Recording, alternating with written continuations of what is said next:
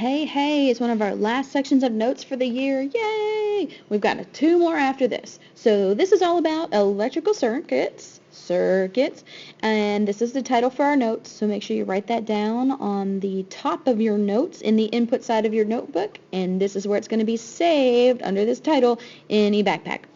Let's move to our essential question. All right, today's essential question states, why does your home have a circuit breaker or a fuse box? You ever asked that question? You ever wondered why that is the case? Well, by the time we get through these notes today, we should be able to answer this question. Be ready to give that answer to Mrs. Parsons so that you can move on to your activity. Alrighty here. So we're starting off with some circuit symbols. In the event that you were to draw a schematic of a circuit, say like if you're an electrical engineer and you're trying to plan out blueprints for electrical circuits in a building maybe or a new addition to your house, you would need to know certain symbols for circuits. Okay, the first one, just a flat straight line, it represents a wire. Okay, that represents a wire. Light bulbs can be drawn in a couple of different ways, but one way is to show the wire coming out both sides in a circle with like a squiggly or another circle on the inside. And a light bulb, if you remember, is a resistor. A wire is a conductor in which the electric current can flow. A closed switch in a symbol would look something like this. We've got a wire, then some kind of ending, and it shows that there's like a door that's being closed and the other end of the wire. An open switch is just the opposite. We've got the same parts of the drawing, but then it looks like the door is open to the switch.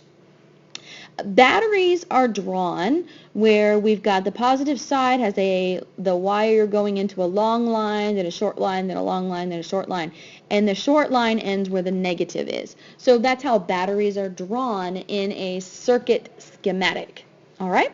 Make sure you write these down. You just never know. This could pop up on your test, and you may have to identify what these are. Or, even better, you may have to draw some circuits on your test coming up next week. So, pay attention to this. Next up here, we are discussing the types of circuits, circuit types. There are 2 types that we're concerned about, actually 3. First one is a series circuit. A series circuit is one in which the current, the electrical current, has only one loop to flow through. So there's like a consistent wire and a resistor in there. Examples of these are flashlights, also holiday or Christmas lights. This would be a series circuit. Ever wonder why whenever one of the Christmas lights goes out, the whole strand does? That's because it's a series circuit right there. Okay, next is a parallel circuit. A parallel circuit is one in which there are 2 or more branches for current to flow through. Okay, parallel circuitry exists in homes and automobiles, and it's really convenient because if one light goes out, that means the other ones stay on. They're all on a separate pathway. Okay? Okay, here are some drawings and pictures of both the series and the parallel circuit.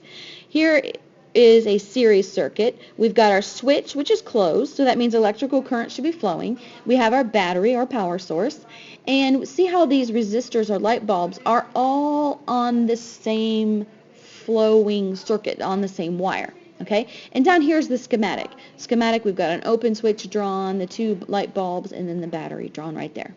Okay.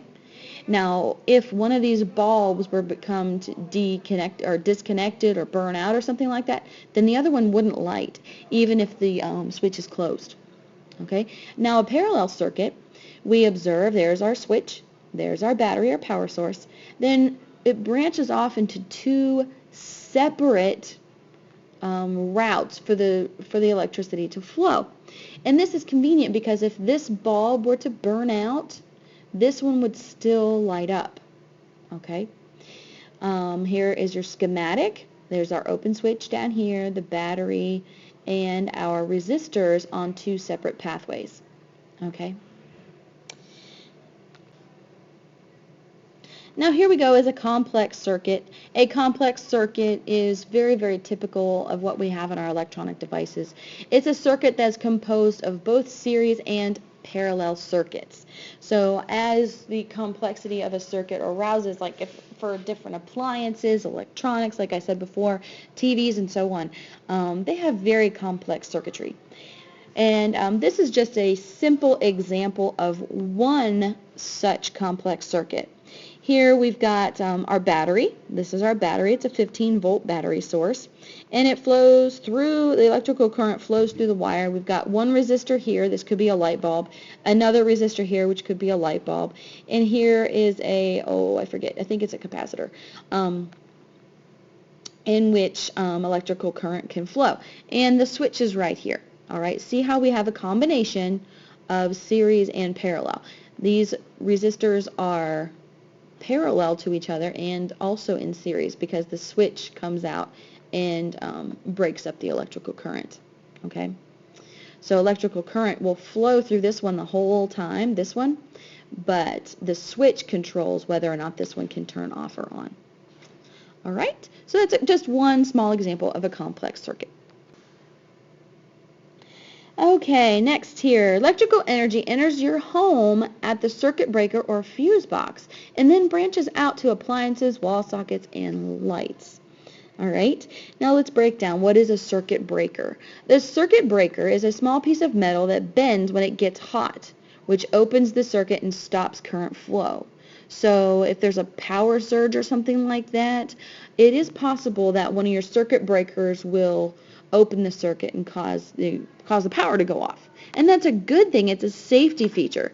We don't want things to get too hot and burn down our house or the school or any other building that we're in. Okay, now electrical fuse is similar, but it's slightly different. It too is a small piece of metal, but it melts if the current becomes too high, which opens the circuit. Okay, so a circuit breaker is metal that bends, breaking the connection. And for a fuse, it's metal that melts. So have you ever had to have somebody replace a fuse in your house or maybe in your car? Our son had to do that the other day with his headlights kept going out. So he had to replace a fuse. Okay, so the question, go back to your essential question and answer it. Why does your home have a circuit breaker or fuse box? Okay, make sure you can answer that. Now pay close attention also to your instructions and have fun with our activity today. We're going to be drawing some circuits. Okay, bye-bye.